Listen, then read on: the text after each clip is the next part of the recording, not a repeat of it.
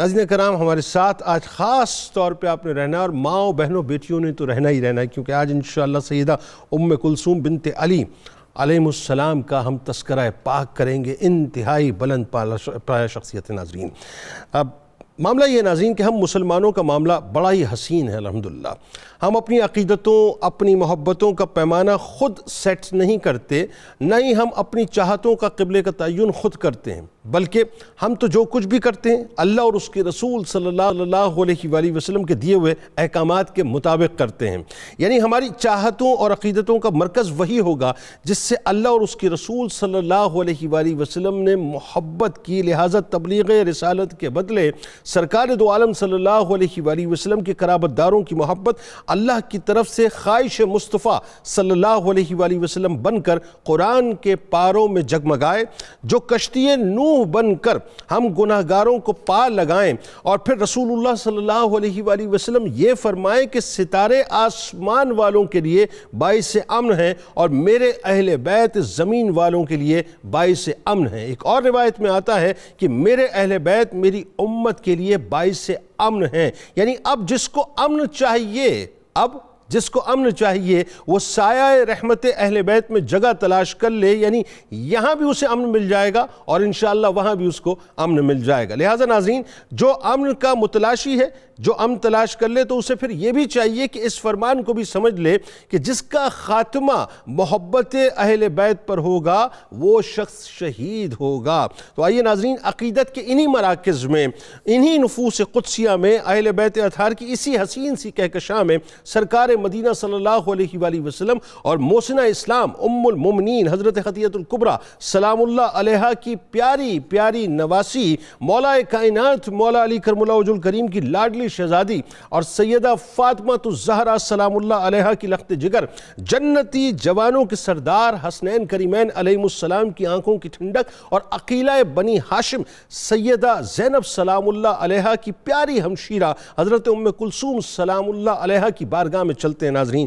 جو انتہائی بلند پایہ شخصیت ہیں، جو فضائل اور برکات نبوی صلی اللہ علیہ وآلہ وسلم سے معمور بھی ہیں، اپنے والد گرامی مولا کائنات مولا علی کرم اللہ وجہ الکریم کی جاہ و جلالت کا مظہر بھی ہیں، اور اپنی والدہ ماجدہ سیدہ زہرا سلام اللہ علیہا کی پاکیزہ تربیت کا پاکیزہ پیکر بھی ہیں۔ یہ وہ پاک اور مطہر ہستی ہیں ناظرین جن کو یہ عظیم ترین شرف بھی نصیب ہوا کہ آپ سلام اللہ علیہا کے نانا جان نے خود اپنی نواسی کا نام اپنی پیاری بیٹی سیدہ ام کلثوم سلام اللہ علیہا کے نام پر رکھا۔ یعنی آپ سلام اللہ علیہا وہ خوش نصیب ترین نواسی ہیں جن کو اپنے پیارے نانا جان کا پیارا پیارا دیدار بھی نصیب ہوا اور صحابیت کا شرف بھی آپ کو عطا ہوا۔ ناظرین کرام، پھر بالا کرم بات یہ ہے، یعنی کرم بالا کرم دیکھیے کہ گلشن سیدہ فاطمہ الزہرا سلام اللہ علیہا کے جن پیارے پیارے پھولوں، پیارے پیارے چہرے جو کہ بوسہ گاہ مصطفیٰ صلی اللہ علیہ وآلہ وسلم بنے،